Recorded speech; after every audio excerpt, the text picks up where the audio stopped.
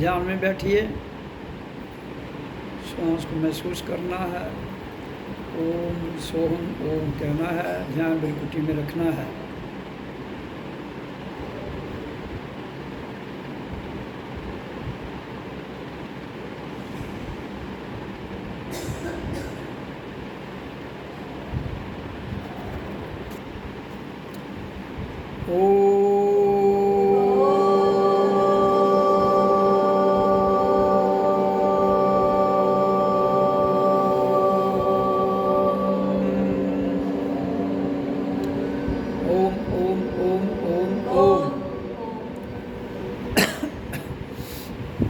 पहले हमने उच्चारण किया था 15 मिनट, फिर शांत बैठे 15 मिनट और फिर उच्चारण किया 15 मिनट। उच्चारण का प्रोसेस जो है आप सबको पता है, जो किया है तो वो यूट्यूब में भी रिकॉर्ड हो जाता है। अब हम फिर 15 मिनट ध्यान में बैठेंगे। तो ध्यान में बैठने के लिए श्वास आ रहा है जा रहा है, केवल उसको देखना है, फील करना है। ध्यान भ्रिकुटी आ गया चक्कर में और उसके ऊपर रखना है और ओम सोहम ओम कह सकते हो, या जो भी गुरु दीक्षा दी गई है वो भी कह सकते हो। शांत भी बैठ सकते हो, आपकी अपनी इच्छा है।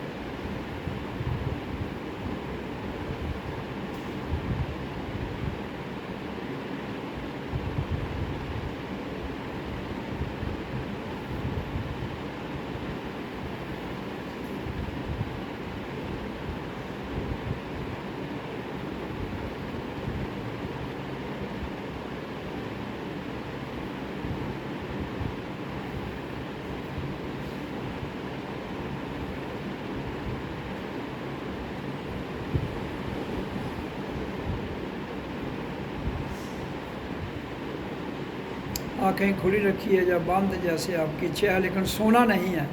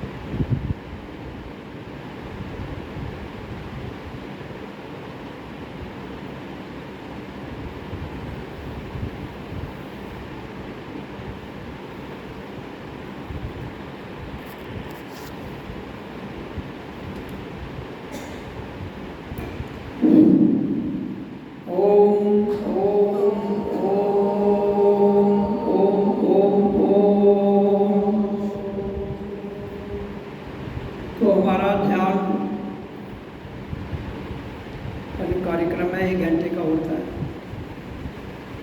और 11 बजे शुरू हुआ था और 12 बज गए हैं, तो 1 घंटे का कार्यक्रम जो हर रविवार को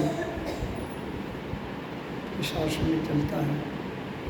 तो जिसमें क्या होता है, 15 मिनट ओम का उच्चारण जो हमने यहाँ किया, फिर 15 मिनट ध्यान में बैठे, फिर 15 मिनट उच्चारण किया, फिर 15 मिनट ध्यान में बैठे, तो 1 घंटा 15 15 15 15 60 मिनट हो गए, 1 घंटा।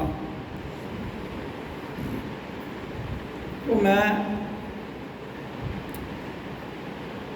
Spiritual doctor GK. नंदमूर्ति, मेरे यूट्यूब चैनल का नाम है स्पिरिचुअल डॉक्टर जी.के. नंदमूर्ति। तो मैं स्पिरिचुअल डॉक्टर जी.के. नंदमूर्ति इस आध्यात्मिक मंच से बोल रहा हूँ।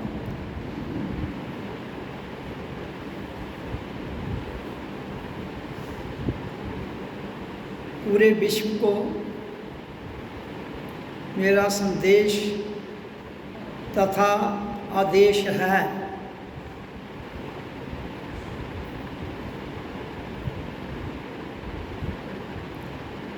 संदेश क्या है, आदेश क्या है, वो सुन लीजिए।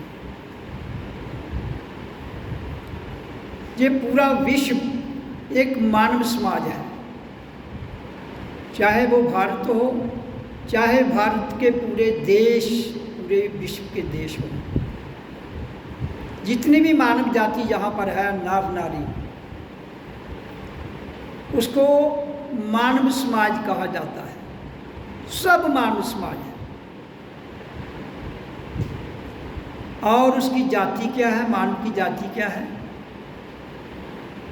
मानव अथवा मानवता।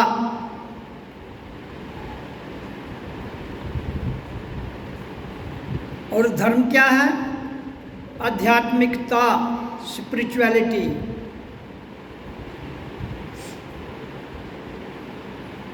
इस धरती पर जितनी भी जातियां हैं, उन सब के समाज का नाम है मानव समाज। और जाति है उनकी मानव और मानवता, धर्म है उनका स्पिरिचुअलिटी, आध्यात्मिकता, जिसको सनातन कहते हैं।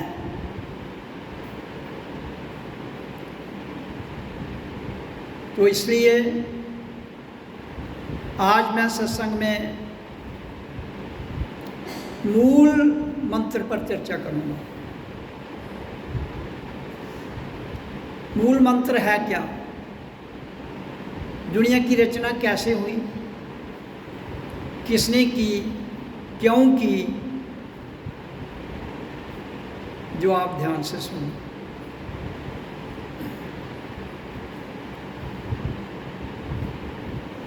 तो धरती से लेकर आकाश तक एक ऊर्जा 24 घंटे कार्यरत रहती है। धरती से लेके आकाश तक, जिसको क्या कहते हैं? ध्वनि। ऊर्जा का नाम है ध्वनि, आवाज, प्राण वायु। और अनस्ट्रक साउंड, एक साउंड हो गई प्रकृति में, एक हो गई अनस्ट्रक साउंड प्रकृति से परे, एक प्रकाश हो गया प्रकृति में, एक प्रकाश हो गया प्रकृति से परे, एक वाइब्रेशन हो गई प्रकृति में, एक वाइब्रेशन हो गई प्रकृति से परे, एक हो गई सगुण गुणायुक्त, एक होगी गुणातीत,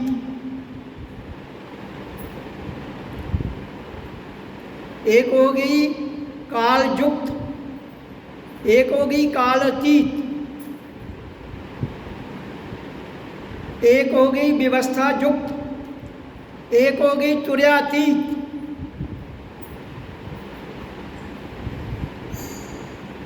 ये हर मानव के अंदर ये तीनों शक्तियां गुणों के आधार पर, सत्वगुण, रजोगुण, तमोगुण और गुणों से परे वास करती है।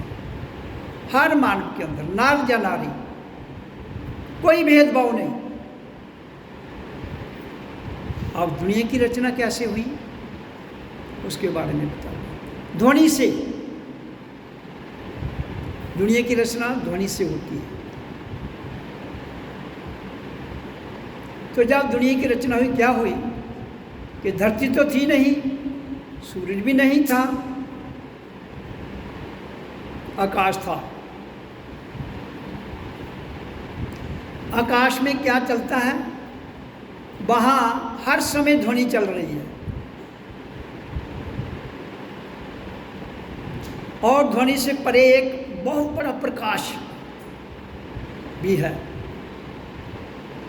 जो बिल्कुल मौन शांत, जिसको परमात्मा सनातन कहा गया है। ओरिजिन, कहाँ से ओरिजिन हुआ?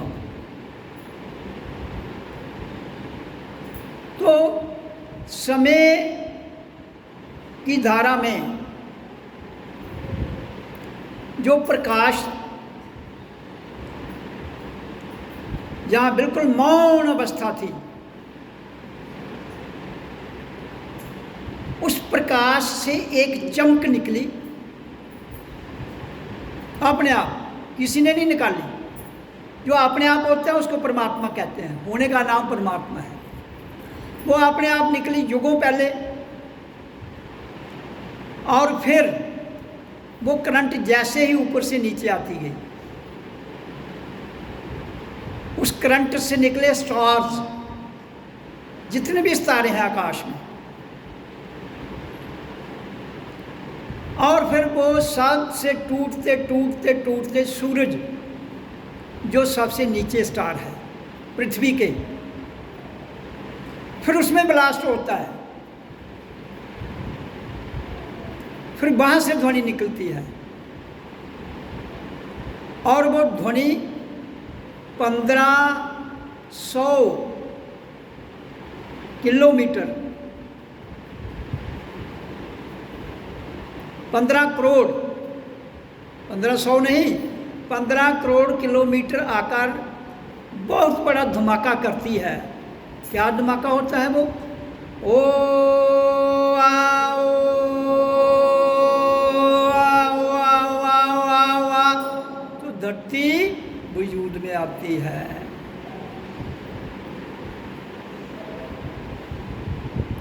और उस धरती पर जल, धरती होगी ज़मीन, पृथ्वी, फिर जल, पानी, हवा, अगन, पृथ्वी, जल, अगन, वायु, आकाश, ये 5 चीज़ें यहाँ उत्पन्न हो गई। ये किस लिए जरूरी थी? उस ध्वनि से एक नर और नारी पैदा हुए। उस ध्वनि से पहली बार एक नर और नारी पैदा किए गए, हुए, ये नहीं गए, हुए। और वो नर और नारी के द्वारा आगे रचना हुई, जो उसका, जिसको हम वंश कहते हैं। उस वक्त जो नर और नारी पैदा हुए उस ध्वनि से, वो अंश था उनमें, और वंश तो धरती से मिला उनको, क्योंकि आकार देने के लिए वंश चाहिए, और निराकार के लिए किसी वंश की जरूरत नहीं है, वो अंश है। निराकार अंश है और साकार उसका वंश है। तो ये मूल मंत्र कौन था, कौन है, कौन रहेगा, समझ आ गई? इसलिए पहले ही मैंने कहा कि हमारा जो विश्व है ये मानव समाज है। मानवता इसका जात है, मानव और मानवता इसकी जात है, आध्यात्मिकता इसका धर्म है। तो ये रचना हो गई सृष्टि की, 600 अरब साल पहले हुई, ज़्यादा हुई, कम हुई, जब भी हुई, ये है फॉर्मेशन। अब जब इंसान जहाँ धरती पर पहली बार आया तो वो एक अलौकिक शक्ति से बिछड़ा हुआ था, तब उसके अंदर कोई मैल नहीं थी। मैल अंश में कभी नहीं आएगी, मैल वंश में आती है, पदार्थ में। मैला कौन होता है? जो पदार्थ है। शरीर किससे बना है? पदार्थ से। इसलिए शरीर में मैले तत्व एंटर कर सकते हैं, अच्छे भी कर सकते हैं, मैले भी कर सकते हैं। तो जब जहाँ रचना हुई तो शरीर क्या था? शुद्ध था, प्योर था।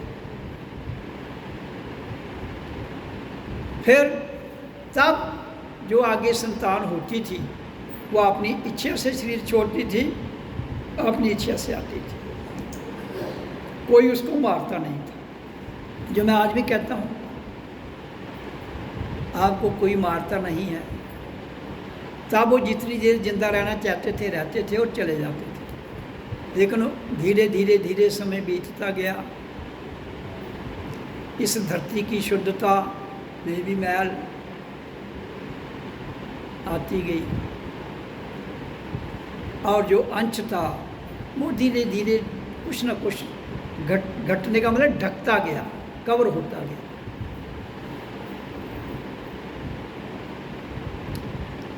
लेकिन उसकी अपरंपरा लीला में देखिए क्या होता है। आप कितने भी कर्म करके, गड़बड़ जो भी करके दोबारा आप जन्म लेते हैं माँ की कोख से, फिर वही शुद्ध आवाज़ आपको जीवन देती है। ओ आ देती है कि नहीं? वही आवाज़ पूरे विश्व में वो आवाज़ सेम रही, उसने अपना करैक्टर नहीं बदला।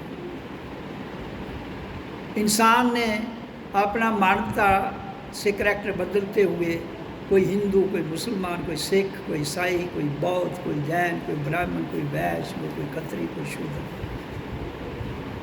300 धर्म हैं इस दुनिया में इस वक्त, और कितनी 3000 जातियाँ। हमारा धर्म है आध्यात्मिकता, जाति है मानव और मानवता।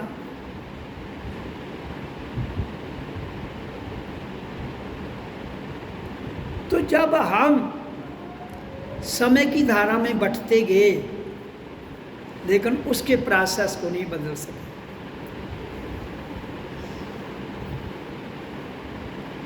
तब भी एक ही अणु माँ की कोख में जाता था और एक बच्चा पैदा होता था। वो अलग बात है, उस वक्त 100 1000 साल बच्चे भी होते थे। एक ही नर और नारी के हजारों बच्चे एक एक से ही होते थे। क्यों? लाइफ स्पैन बहुत बड़ा था। तो उससे फिर आगे वो क्यों रचना की गई इसकी? की नहीं गई, खुद हुई। वो इसलिए हुई कि जो होता है उसमें किसी को पता नहीं वो क्यों होता है। रचना की, उस रचना ने, उस ध्वनि ने अपना कोई सिस्टम जहाँ देना था समय की धारा ने दे दिया, और वो शरीर दे दिया उसने। इस पदार्थ जो दिए उनका मजा लो।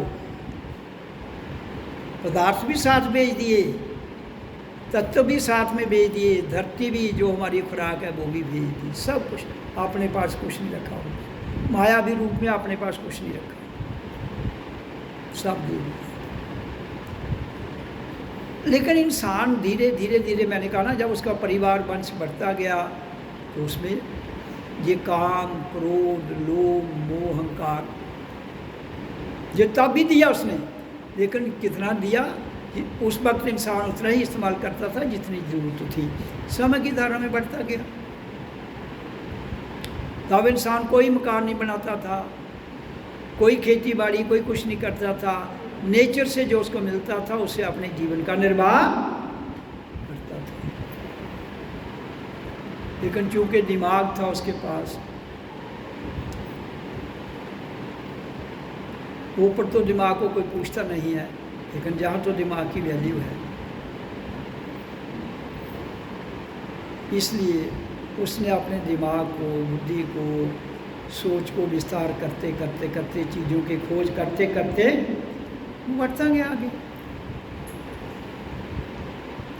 आज से 100 साल पहले टेक्नोलॉजी नहीं थी। कहते हैं महाभारत जब हुआ तो टेक्नोलॉजी बहुत थी, लेकिन फिर मिट गई वो, अगर थी तो मिट गई। आज फिर खोज हुई तो वो बढ़ रही है। तो युग आते हैं, पलटते हैं, चीज़ें आती हैं, ख़त्म हो जाती हैं, फिर उत्पन्न होती हैं, तो ये सिलसिला चलता रहता है। तो इसलिए उस सिलसिले को कंटिन्यू रखने के लिए ये भूमि थी, ये मानव के लिए स्वर्ग दी गई, और कहीं स्वर्ग नहीं है। इंसान को जब पैदा किया गया तो स्वर्ग में पैदा किया गया, और इस स्वर्ग को नरक उसने स्वयं बनाया। वो कैसे बनाया? काम, क्रोध, लोभ, मोह, अहंकार जैसे जरूरत से हद से ज़्यादा बढ़ता चला गया। और जब कोई चीज़ हद से बढ़ती है तो वो कैसे बढ़ती है? बल प्रयोग से, बल प्रयोग से। तो जैसे मैंने एक बार आपको बात बताई थी कि एक बाप ने 4 आम लिए, उसके 4 बेटे थे, वो चारों आम उसने अपने बड़े बेटे को दे दिए। उसने कहा मैं कहीं बाहर जा रहा हूँ तो ये चारों आप आपस में एक एक बांट लेना। लेकिन बड़े बेटा था, जो 3 छोटे थे, उसने सोचा चलो 4 में मेरा एक हिस्सा है तो मैं अपना खा लेता हूँ। उसने एक खा लिया, उसको स्वाद आया ज़्यादा। जब स्वाद आया तो उसने एक खाया, तो स्वाद ज़्यादा आया तो उसने कहा दूसरा भी खा लेता हूँ। स्वाद बड़ी खतरनाक चीज़ है। आप शादियों में जाते हो, स्वाद के कारण बहुत कुछ खा लेते हो, फिर बीमार भी हो जाते हो। तो स्वाद है ना, स्वाद लगाता कौन है? जीभ।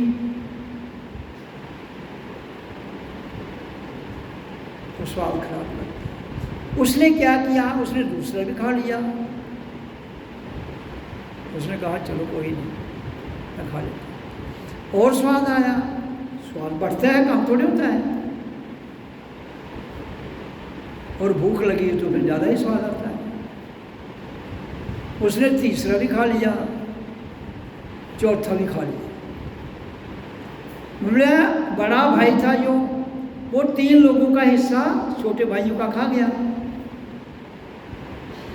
उसे क्या हुआ कि उसने अपने स्वाद के द्वारा लालच आया और 3 का हिस्सा खा गया। वहाँ से क्या शुरू हुआ?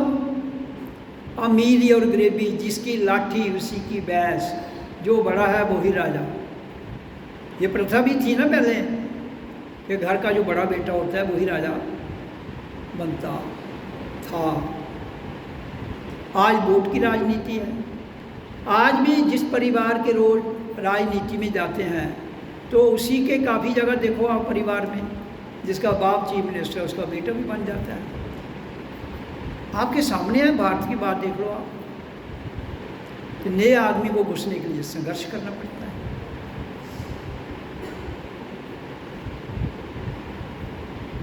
तो इसलिए जब ऐसा होता है तो मैं सुना रहा था कि लालच कैसे बढ़ता है।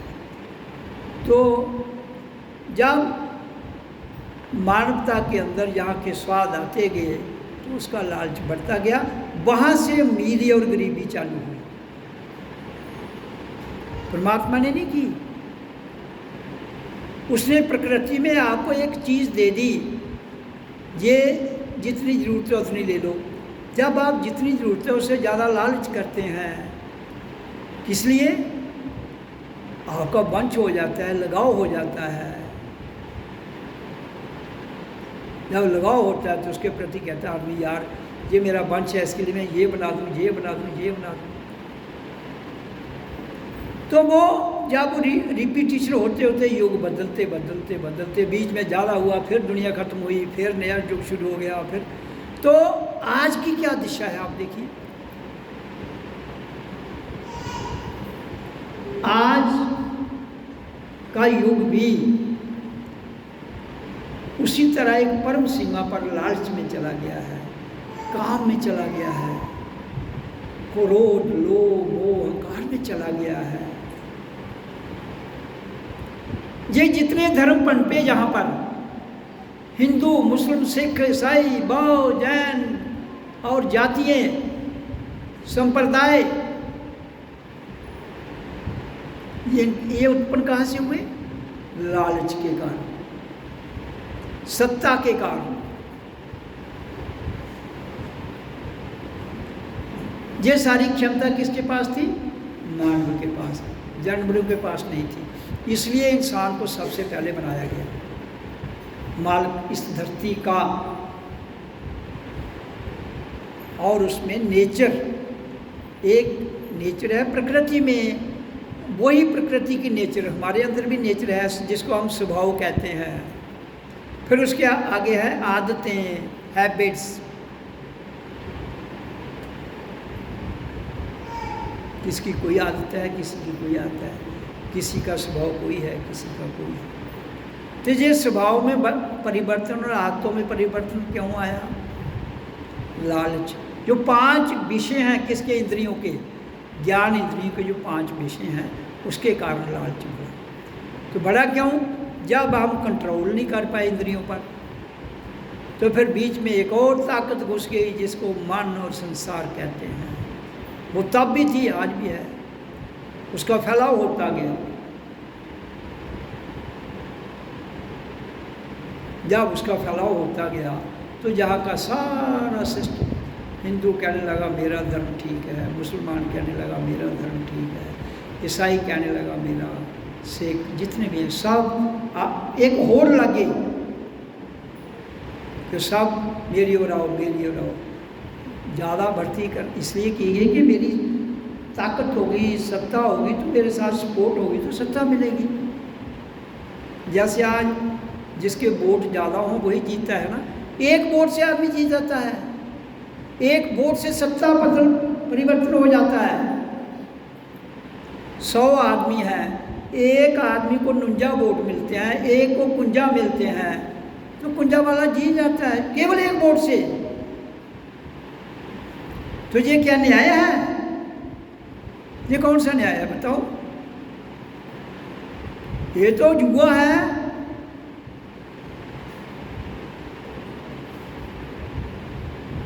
तो इससे क्या हुआ? जब एक वोट से हुकूमतें बदल जाती हैं, उससे अच्छा है कि डिक्टेटरशिप हो। मैं इसलिए नहीं कह रहा हूं, क्यों कि वहां आप इंसाफ दे नहीं पाओगे। जब डिक्टेटरशिप उसमें हो तो इंसाफ की जरूरत नहीं है, वो आदमी सबको एक समान देखेगा। राजा का क्या काम है? एक समान देखना। लेकिन हमारे जो चुने हुए प्रतिनिधि होते हैं वो एक समान नहीं देखते हैं। क्यों नहीं देखते हैं? वो देखते हैं कि हमें वोट किसने दिया। जो 51 वोट जिसको मिले हैं वो उनके बारे में ज़्यादा सोचता है, दूसरों के बारे में उतना नहीं सोचता, क्योंकि लालच है उसको दोबारा सत्ता प्राप्त करने का। इस विषय में मैं कह रहा हूँ कि ये जो राजनीति है एक वोट से जीतने की, ये गलत प्रतिक्रिया है, ये डेमोक्रेसी नहीं है। हाँ, मैं जरूर ये कहूँगा 100 में से जो 90 वोट लेता है, 100 वोट डलता है, जो 90 लेता है उसको किंग बनाया जाना चाहिए। मैं डेमोक्रेसी के, हालांकि मैं पॉलिटिकल आदमी नहीं हूँ, लेकिन मैं राजनेता को जरूर बताना चाहता हूँ, संविधान को भी जरूर जो बनाया गया है उन्होंने भी पक्षधर रख के बनाया गया है। डरवा वोट, जो आदमी 90% वोट लेता है उसको चुनो। ये नहीं एक ने 31, एक ने 30, 31 वाला जीत गया। ये कौन सी इलेक्शन हुई? दिस इज माई सजेशन मानव जाति को। अगर आपने जहाँ बैलेंस लाना है धरती पर तो नहीं लाना तो जो मर्जी करो, मुझे कोई दिक्कत नहीं है। लेकिन अगर ढंडोरा पीटना है कि हम जनता को इंसाफ देंगे, जनता से गरीबी हटाएंगे, जनता को खुशहाल करेंगे, नहीं कर सकते। नुंजा और कुंजा की गेम में आप कभी किसी को कुछ नहीं कर पाओगे।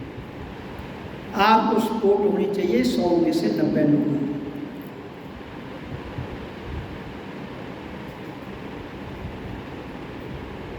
तो इसलिए मैं चर्चा कर रहा हूं कि हमारा जो धर्म है वो है रूहानियत, आध्यात्मिकता। आप अध्यात्म, व्हाट इज धर्म? अब मैं उसको थोड़ा सा विस्तार बनाता हूँ। आध्यात्मिकता है क्या? अपने बारे में जानना, अध्याय पढ़ना, मिकता, आध्यात्मिकता, अपने बारे में जानना का नाम है स्पिरिचुअलिटी। दूसरों के बारे में जानना है द्वैत भाव।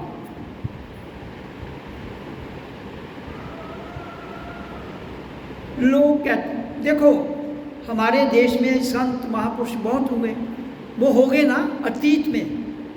वर्तमान में जो है उसको जानो। अतीत में जो कुछ कहा गया है वहां से यू कैन लर्न, प्रैक्टिकली स्वयं करना है।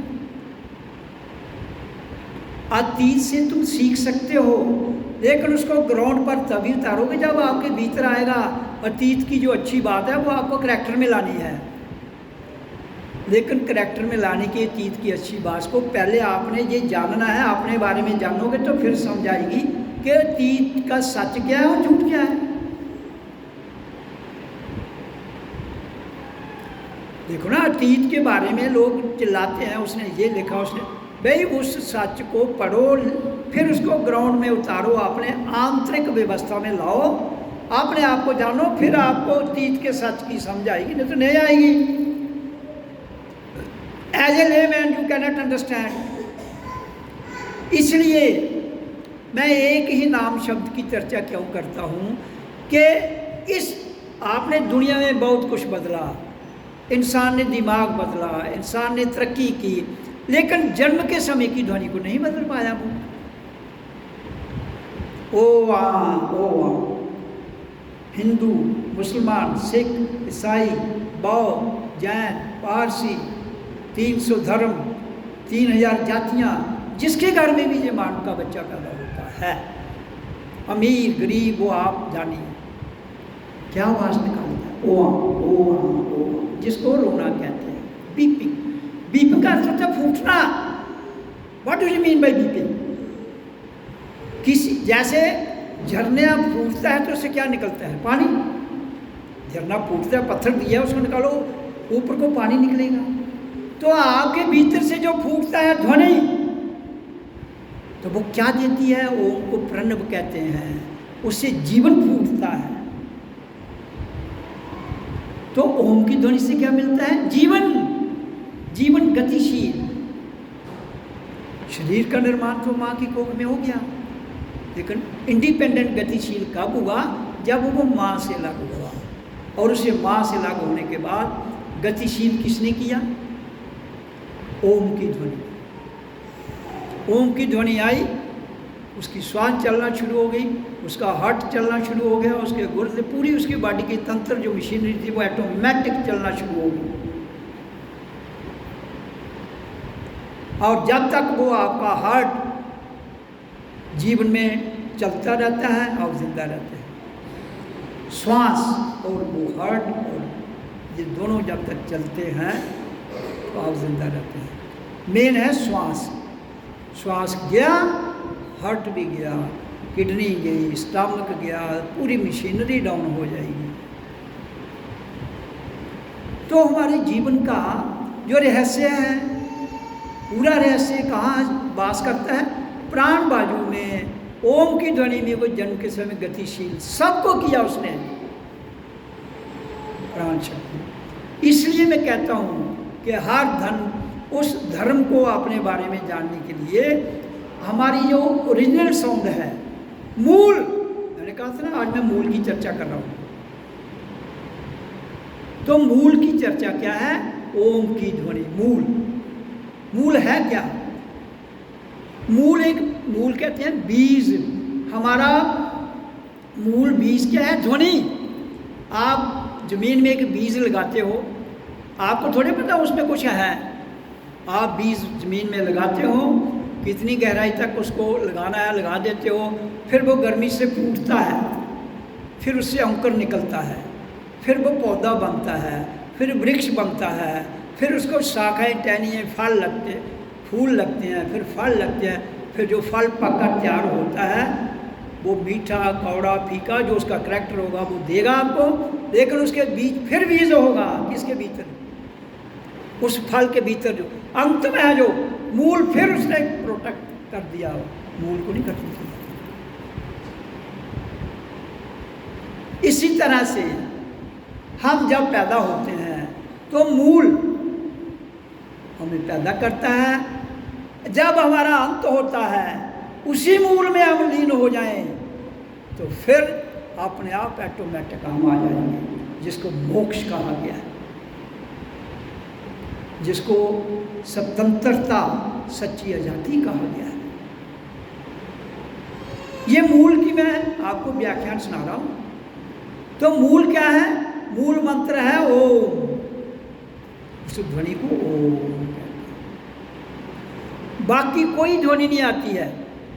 जब मुझे बताओ आपने कितने लिटरेचर लिखे, आपने कितनी डिक्शनरी बनाई, आपने कितने सत्संग, कितने शास्त्र, कितने पुराण कुरान, कितने ग्रंथ लिखे, करोड़ों। क्या किसी ओ आ के बिना किसी और ग्रंथ की आवाज़ बच्चा पैदा होता है? क्यों नहीं आई? मुझे जवाब चाहिए। जितने धर्म के ठेकेदार हैं, बड़े बड़े शास्त्र विद्वान, फिलासफर, चाहे वो हिंदू संप्रदाय में हो, मुसलमान संप्रदाय में हो, सिख में हो, ईसाई में, बौद्ध में, जैन में, उनकी लिखी हुई वाणी जो उसके फर्द है, संतों की, महापुरुषों की, वो क्यों नहीं अनाउंस की गई उस वक्त? अगर वो सच्चे थे तो उस वाणी को क्यों नहीं बदल पाए जो मूल थी?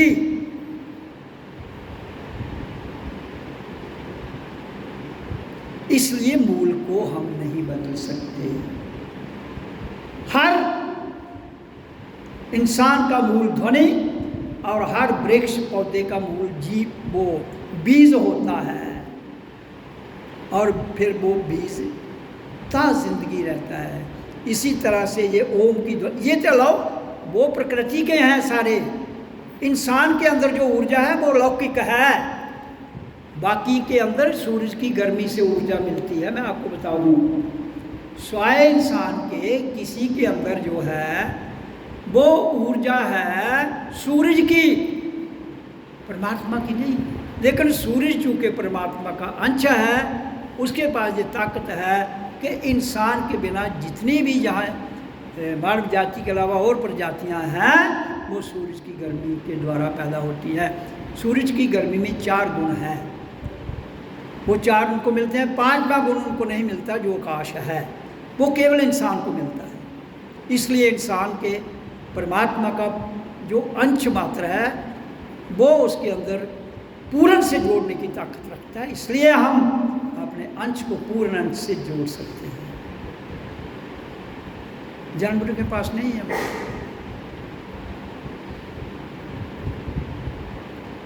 तो इसमें किसी को, चाहे वो कोई भी धर्म से बहुत बड़ा ज्ञानी हो, he has no right, he has no option to criticize it। मूल को, अगर वो मूल को चैलेंज करता है, मूल को क्रिटिसाइज करता है, तो इसका अर्थ है कि वो मूल से भटक चुका है।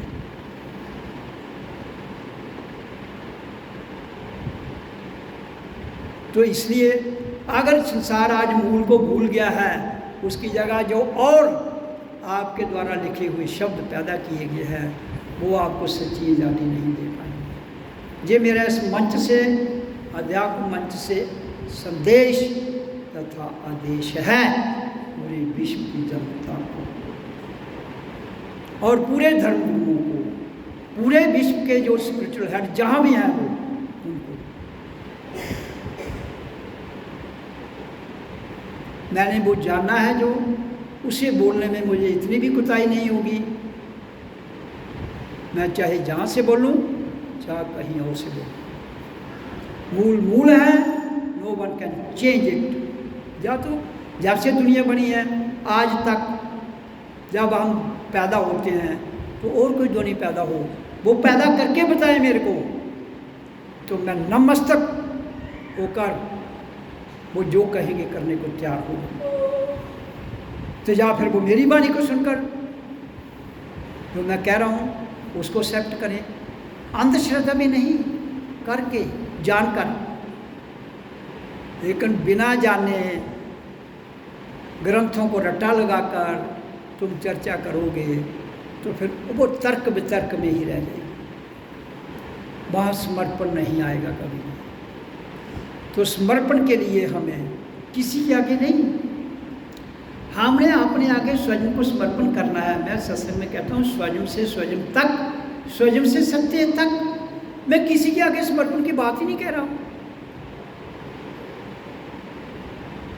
आपको अपने आगे समर्पण होना है,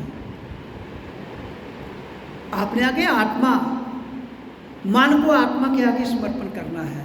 मन आपके भीतर है, आत्मा आपके भीतर है, आपका मन, आपका गुरु आत्मा आपके भीतर है, मन चेला है, शिष्य है। उस मन को समर्पण होना है आत्मा के आगे, मेरे आगे समर्पण की आवश्यकता नहीं है। मैं ऐलानिया कहता हूं। और अगर कोई आदमी मेरे से बहस करता है तो मैं इतना ही उसको समझता हूँ कि ये अपने आप में मुझे देखकर अपने शब्दों की विचार मेरे पर कर रहा है।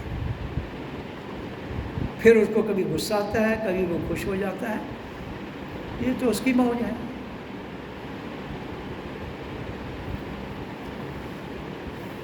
लेकिन अगर कुछ लोग कहते हैं कि गुरु गुलाम बनाता है, ये उनकी धारणा बिल्कुल गलत है। जो गुरु गुलाम बनाता है वो गुरु हो ही नहीं सकता। किंग जरूर हो सकता है। कौन सा किंग? ताज वाला, बेताज बादशाह किसी को गुलाम नहीं बनाता। हाँ, जिन्होंने ताज पहना है वो गुलाम बनाते हैं। और गुरु जिन्होंने बहुत बड़ी बड़ी गद्दियाँ बना के रखी हैं वो गुलाम बनाते होंगे, मुझे नहीं पता है। लेकिन मेरे पास जो आता है, पहले तो आप सब ही भगवान का स्वरूप है, आप सबके भीतर गुरु वास करता है। मैं ये कहता हूँ उस गुरु को जगा दो, बस उस गुरु के आगे समर्पित करो, जगाओ। जगाने के लिए मैं आपको क्या कहता हूँ,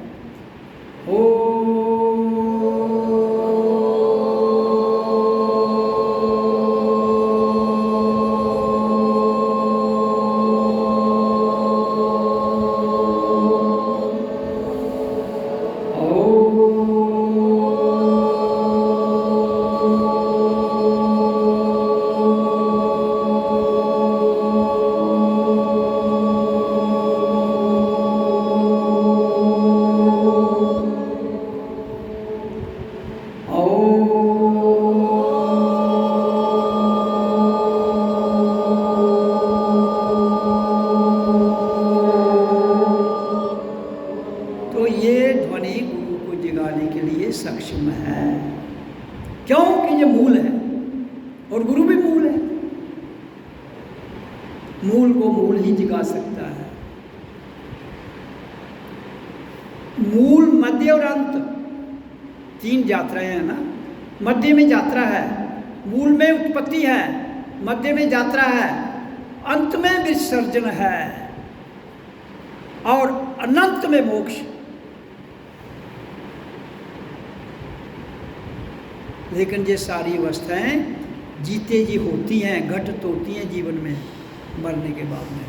जब जीवन में घटित होगी तो शरीर छोड़ा तो आप ऑटोमेटिक जो आपकी मंजिल है मूल में स्थित हो जाओगे। जो नहीं होते हैं वो भी मूल कहते हैं, लेकिन जो नहीं होते हैं वो भी मूल ही कहते हैं, लेकिन वो काल की ग्रिप में है। जो स्वतंत्र होके मूल में जाते हैं वो काल की ग्रिप से परे हो जाते हैं। जो मैंने पहले ही आपको बताया, प्रकृति में एक है गुण, सतोगुण, रजोगुण, तमोगुण। एक गुणातीत, दो प्रकार की एनर्जी है ना प्रकृति में, वो गुणों से भरपूर है। उसके आगे गुणातीत है। तो वो अनंत है, जो गुणातीत है वो अनंत है, जो गुण है वो उनका अंत है। मूल और अंत के बीच में मध्य है, मध्य में यात्रा है। अनंत में नहीं जा पाओगे जीते जी, तो अंत देखो शरीर तो छोड़ना है, वो अंत में छोड़ोगे, आओगे फिर मूल के द्वारा ही। उसकी एक और अपरंपार लीला सुनिए। आप कितने भी गलत काम जिनको आप मानते हो उसके द्वारा में तो गलत ठीक है नहीं, वो इससे सिद्ध हो जाता है। कितने भी पाप करने वाला आदमी दोबारा जन्म लेता है, फिर वो उसी मूल की ध्वनि निकालता है। अगर उसको बैर विरोध होता तो वो अपनी ध्वनि नहीं देता, उसको और ध्वनि देता। उसने मूल को नहीं छोड़ा, उसने अपने करैक्टर को, इंसान को एक दफ़ा उसने अपनी ध्वनि दे दी, उसको कभी नहीं बदला। उसमें इंसान ने जो मर्जी कर लिया, उसने कितने गलत काम किए, कितने अच्छे काम किए, कितने पाप किए, कितने पुण्य किए। जो लोग जहाँ के शास्त्र बताते हैं, लोग कहते हैं ये पाप है, ये पुण्य है, वो कहता है ये तुम जानो, मैं तो नहीं जानता हूँ। मेरे लिए कोई भी जो है जन्म के समय फिर मैं उसको अपनी ही मूल देता हूँ, ताकि उसको जाग जाए। हर बार ऑप्शन देता है जब भी हम धरती पर आते हैं। इसलिए देवता लोग भी इस मार्ग को पाने के लिए तरसते हैं, ताकि वो उस मूल के द्वारा अपने आप को स्वतंत्र कर लें। अगर दुनिया मेरी इस वाणी के द्वारा जो मैं ध्वनि से बोल रहा हूँ अगर नहीं समझ पाई, तो इससे बड़ा दुनिया में कोई आए ना आए मुझे नहीं पता है, फिर कभी भी नहीं समझ पाऊंगा। कुछ लोग मेरे को प्रश्न करते हैं, जो बड़े महापुरुष हुए, आप उनसे बड़े हो। मैंने कहा मैं छोटे बड़े की बात नहीं करता हूँ, वो अपने समय में हुए, मैं इस समय में हूँ, मैं इस समय की चर्चा कर रहा हूँ। मैं अतीत से कुछ सीखता हूँ, अतीत में रहता नहीं हूँ। अतीत से सीखिए जरूर, लेकिन उसका प्रैक्टिकल वर्तमान में कर सकते हो। उस प्रैक्टिकल करने के लिए जो हमें ये देह मिला है, और उस देह के अंदर गुरु बैठा हुआ है, उस गुरु को जगाने के लिए उसने मूल मंत्र दिया जन्म के समय हमें, ओवा ओवा ओ, जिसको ओम कहते हैं। ओवा निराकार है, वो आवाज़ जरूर है, उसमें माया नहीं है। माँ ओम जब मुंह बंद करते हैं वो माया है। इसलिए उसने ये गुणों से भरपूर ओम शब्द है, उसमें रूहानियत और माया है। इसलिए ये सूरज लोक तक आपको गतिशील रखते हुए वहाँ तक आपकी जीवात्मा को ले जाता है। और वहाँ क्योंकि सूरज से ही तो पृथ्वी बनी, सूरज से ही माया आई, तो इसका लिंक वहाँ तक ही रहेगा जहाँ से ये आया है। उसके ऊपर जो आया वो लौकिक था, उसके नीचे जो 15 करोड़ किलोमीटर का डिस्टेंस है, ये माया भी शक्तियाँ इसमें वास करती हैं। रिद्धियाँ सिद्धियाँ जो भी हैं दुनिया में, आपने अगर कोई परसेप्शन के द्वारा क्रिएट की होगी, उसके अंदर भी शक्ति आ जाएगी कंसेप्शन के, परसेप्शन के द्वारा। लेकिन सत्य वो है जब हम इस साउंड से परे चले जाते हैं, मूल खत्म नहीं होगा, मूल फिर रहता है। इससे तो बड़ी क्लैरिटी से, बड़ी क्लियरपन से समझ आनी चाहिए कि वो कभी भी किसी को दंड कुछ नहीं देता है। अगर वो दंड देता होता तो दूसरे समय तुम्हें कहता कुत्ता कुत्ता कुत्ता, कहा उसने? नहीं कहा, उसने वही ध्वनि दी, ओवा ओवा ओवा। अब हिंदू राम राम कृष्ण कृष्ण, तो राम राम कृष्ण जो हिंदू के घर में पैदा होते क्यों नहीं कहा? मैं मुझे जवाब दो ना। मुसलमानों के घर में जो पैदा होता अल्लाह अकबर क्यों नहीं कहता है? जवाब दें। और जो भी किसी का धर्म है, सतनाम क्यों नहीं कहता है? वो ही क्यों बोल, वो आम क्यों बोल? तो इस पर सिंपल सी बात है भाई, इसमें तो कोई साइंस प्रूव करने की जरूरत नहीं है। आप जहाँ बच्चा जितनी भी धर्म है, जितनी जाति है, उनके घर में बच्चे जो पैदा होते हैं उनके रिकॉर्ड कर लो साउंड। इसमें तो कोई एविडेंस की जरूरत ही नहीं है। बच्चा पैदा होता है, आवाज़ निकालता है, किसी भी धर्म के बच्चे की साउंड रिकॉर्ड कर लो, फिर मेरे को बताओ कि हिंदू का बच्चा क्या कहता है, ओम का क्या कहता है, मुसलमान का क्या कहता है, ईसाई बौद्ध जैन जितने संप्रदाय, तो क्या बोलता है वो? जब सबकी एक ही आवाज है तो इसका अर्थ क्या है? हम मानव हैं, मानव हमारी जाति और मानवता भी हमारी जाति और आध्यात्मिकता हमारा धर्म, स्पिरिचुअलिटी, रूहानियत, अध्याय, अध्यात्म अर्थ है अपने बारे में जानना।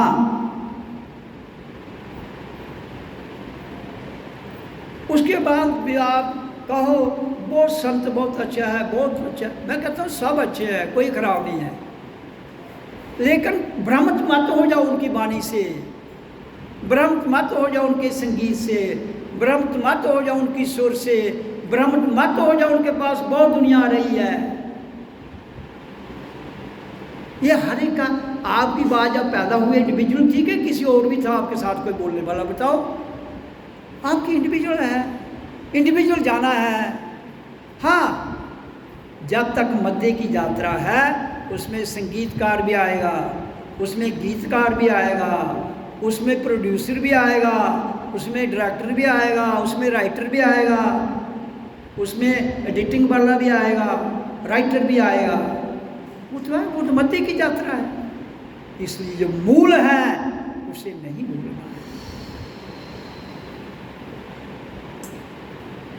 तो इस मूल की मैंने ध्वनि पर चर्चा की आपके समक्ष। तो इसका अर्थ क्या है? अगर तो आपको ये ही वाणी क्रियात्मक रूप में अपने भीतर डाल लेते हो तो जीवन बदल जाएगा। भड़क जाओगे तो भाई मेरा भी कुछ नहीं बिगड़ना है, आपका बिगड़े ना बिगड़े मुझे नहीं पता है, लेकिन मेरा कुछ नहीं बिगड़ना।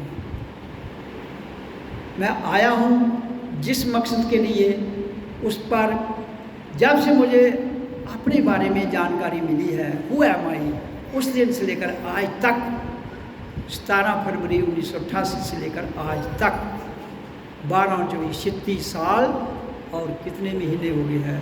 मार्च, अप्रैल, मई, जून, जुलाई, अगस्त, 36 साल 6 महीने से मेरी एक ही है, मूल क्या है? उसी मूल को छोड़ दोगे तो भटक जाओगे। हाँ, मूल से यात्रा शुरू करोगे तो मंजिल तक पहुंच जाओगे। मैं ये कहता हूँ, यात्रा मूल से शुरू होगी। बीज की यात्रा पृथ्वी से शुरू होती है और वृक्ष बहुत ऊंचा चला जाता है, और मानव की यात्रा मूल ध्वनि से शुरू होती है और फिर बहुत हाइट तक चला जाता है, फाइनल हाइट। आपसे अपने शरीर के बाहर कुछ खोजना ही नहीं है, तो फिर इधर उधर के तमाशे, इधर उधर की कहानियां, वो ये कहता है, वो कहने दो भाई। कहने वाले तो कहते रहेंगे, कुछ तो लोग कहेंगे, लोगों का काम है कहना। छोड़ो बेकार की बातें, कहीं बीत ना जाए रहना। तो इसलिए, लेकिन छोड़ना आसान नहीं है बंधुओं। मैं भी कभी कभी बीच में सोचता हूँ, यार ये दुनिया है क्या?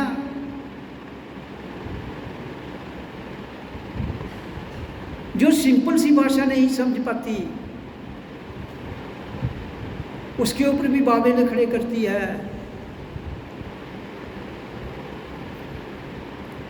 छोटे बड़े का इधर कोई मतलब। हाँ, you are the great, you are the greatest. जिनके पास शरीर हैं वो खोज करने की ताकत रखते हैं, उनके बिना कोई भी दुनिया की ताकत खोज नहीं है। शरीर खोज को बढ़ाने के लिए, खोज को पाने के लिए, खोज करने के लिए हमें शरीर चाहिए। जिसके पास है, he is great and he is the greatest. जो हो चुके वो ठीक, उनसे कोई सीख लेनी है तो ले लो, वो आपको प्रमाण नहीं दे सकते। प्रमाण आप स्वयं अपने से ले सकते हो।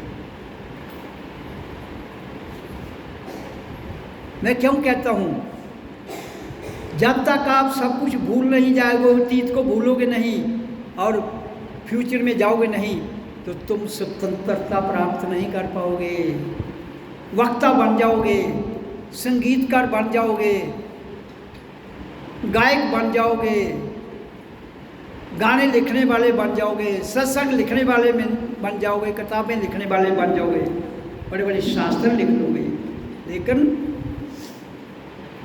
स्वयं से सत्य को नहीं जान पाओगे।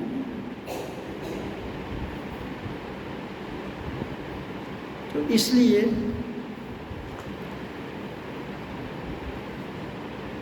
आप मेरे पास कितने मेरे प्रेमी आते हैं ये उनको पता है, और प्रेमी आए उनकी मौज है, ना आए उनकी मौज है।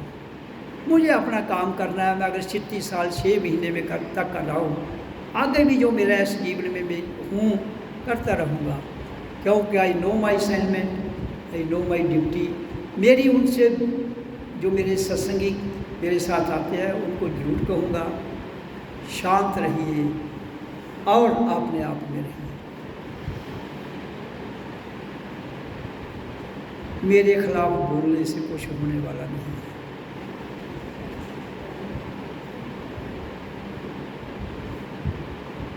तो इसलिए जीवन मिला है, इसलिए उसको जी लीजिए।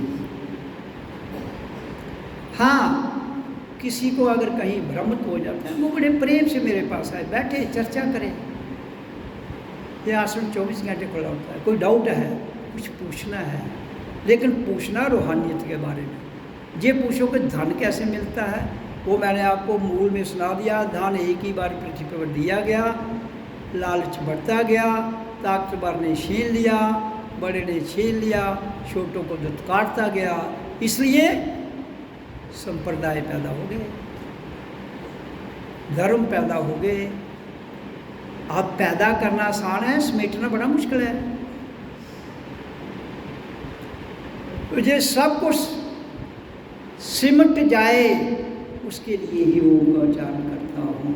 और उसके लिए मैंने कहा कि 100 लोग भी मिल जाएं तो एक आदमी 125 करोड़ लोगों को कवर कर सकता है, अगर उसको अपने बारे में पूरी समझ आ जाए। मेरे बारे में नहीं, अपने बारे में। मेरे बारे में फिर मैं कहूँगा समझना मुश्किल है।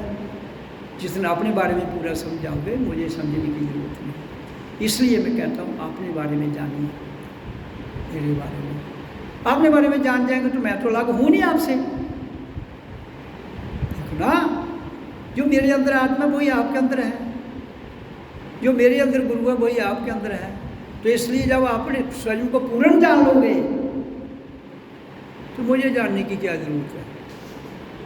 फिर मेरे और आप में कहाँ अंतर, कहीं नहीं। अंतर तब तक है जब तक आप मेरे बारे में जानने का कोशिश कर रहे हैं। मैं पहले दिन से कह रहा हूँ, आज भी कहता हूँ, नेवर ट्राई ऑन मी। स्वयं पर ट्राई करो, स्वयं पर प्रयत्न करो, स्वयं को जानो। हाँ, I am here to guide you. अगर आपको गाइडेंस चाहिए तो I am here to guide you, अगर नहीं चाहिए तो आपकी मौज है।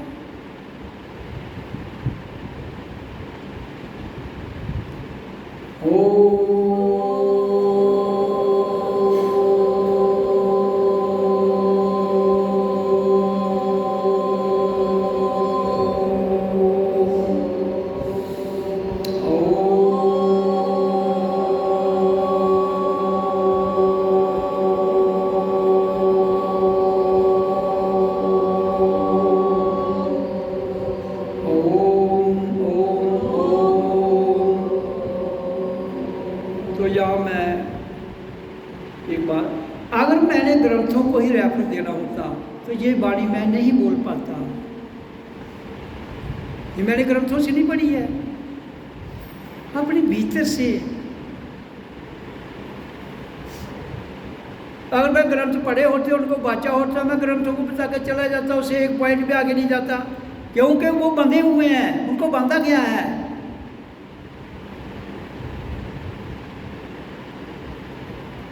तो भीतर का ज्ञान जो है वो बांधा नहीं जाता, वहाँ से पाइए। तभी मैं कहता हूँ कि ग्रंथ जहाँ है वहाँ ही रहने दो। आपके भीतर बहुत बड़ा ग्रंथ है, उसको खोलो, उसको पढ़ो। उसको कहते हैं आध्यात्मिकता अध्याय। जो गीता के 18 अध्याय लिखे गए हैं ना, वो आपके शरीर के भीतर से ही निकले हैं, कृष्ण के द्वारा, कहीं बाहर से नहीं आए। सारा ज्ञान गीता का उसने शरीर पर दिया है। 5 5 10 3 13 5 18।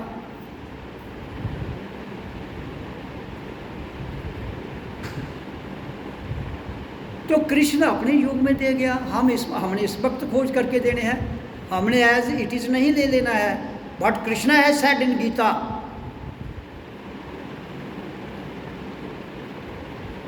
What Christ has said in Bible. उसने मुंह से बोला है, लिखने वाले ने क्या लिखा है? कृष्ण ने को लिख करके उपदेश दिया था कि अर्जुन को, उसने तो युद्ध में उपदेश दिया उसको सारा, जो लिखा है आपके इतिहास में। तो मैं कहता हूँ वो युद्ध आपके भीतर चल रहा है, हर एक के अंदर महाभारत चल रही है। नहीं आप कहो वो तो कुरुक्षेत्र में दिया था। कुरुक्षेत्र किसको कहते हैं? आपके शरीर को, कर्म भूमि को। धर्म क्षेत्र, धर्म आपके भीतर है, धर्म का क्षेत्र आपके भीतर है, कर्म का क्षेत्र आपके भीतर है। धर्म आध्यात्मिकता अध्याय भीतर से करना है। तुम्हारे पास साक्षात सब कुछ है, हाँ अतीत से प्रेरणा ले लो, उसको प्रत्यक्ष करो। It is our duty. इस तरह क्राइस्ट हुआ, हजरत मोहम्मद हुआ, जितने भी हुए। तुम अपने आप को किसी से कम क्यों आंकते हो?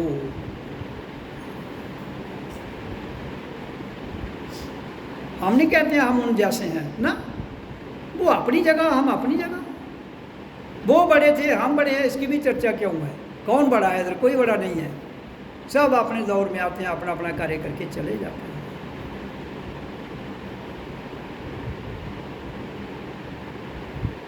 इसलिए आपने बड़े प्रेमपूर्वक वाणी सुनी, इस पर अपना करैक्टर ढालिए, चरित्र ढालिए। कभी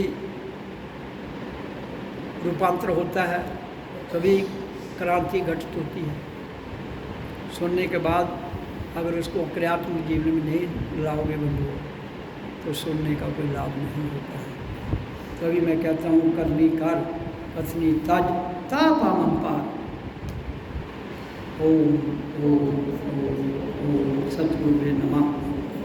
सबका मालिक एक ओम सतनाम वाहेगुरु। सबका मालिक एक ओम सतनाम वाहेगुरु। सबका मालिक एक ओम सतनाम वाहेगुरु। ओम सतगुरुवे नमः। ओम सतगुरुवे नमः। ओम सतगुरुवे नमः। ओम ओम ओम ओम ओम ओम।